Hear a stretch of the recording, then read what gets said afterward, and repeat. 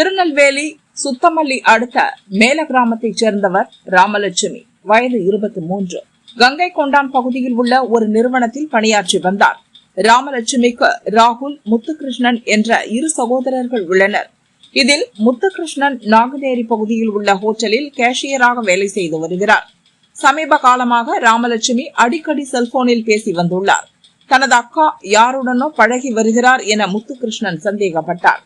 இனிமேல் என் முன்னால் இப்படி செல்போனில் பேசக்கூடாது என கண்டித்து வந்ததாக கூறப்படுகிறது. இந்த நிலையில் கோயில் திருவிழாவையொட்டி விடுமுறைக்காக முத்துகிருஷ்ணன் வீட்டுக்கு வந்திருந்தார். நேற்று இரவு ராமலட்சுமி நீண்ட நேரமாக செல்போனில் பேசியதை பார்த்த முத்துகிருஷ்ணன் மீண்டும் கண்டித்துள்ளார். இதனால் இருவருக்கும் இடையே வாக்குவாதம் ஏற்பட்டது. வாக்குவாதம் முற்றி கைகலப்பாக மாறியது. ஆத்திரமடைந்த முத்துகிருஷ்ணன் வீட்டில் இருந்த அரிவாளை எடுத்து ராமலட்சுமியை சரமாரியாக வெட்டியதாக கூறப்படுகிறது. இதில் பலத்த காயமடைந்த ராமலட்சுமி ரத்த வெள்ளத்தில் சரிந்து விழுந்தார். சத்தம் கேட்டு வந்த பெற்றோர் அவரை ஆம்புலன்ஸ் மூலம் திருநெல்வேலி அரசு மருத்துவக் கல்லூரி மருத்துவமனைக்கு அனுப்பி வைத்தனர். ஆனால் மருத்துவமனைக்கு செல்லும் வழியிலேயே அவர் இறந்தார். இதுகுறித்து ராமலட்சுமியின் தாய் கண்ணகி அளித்த புகாரின் பேரில் சுத்தமல்லி போலீசார் கொலை வழக்கு பதிவு செய்து முத்துகிருஷ்ணனை கைது செய்தனர்.